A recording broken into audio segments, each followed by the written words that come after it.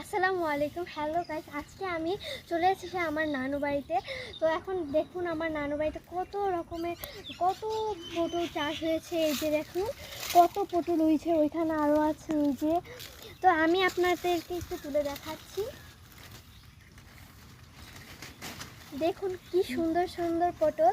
আশা করি আপনারাও আমাদের বাড়িতে সেগুলো খেতে পারবেন।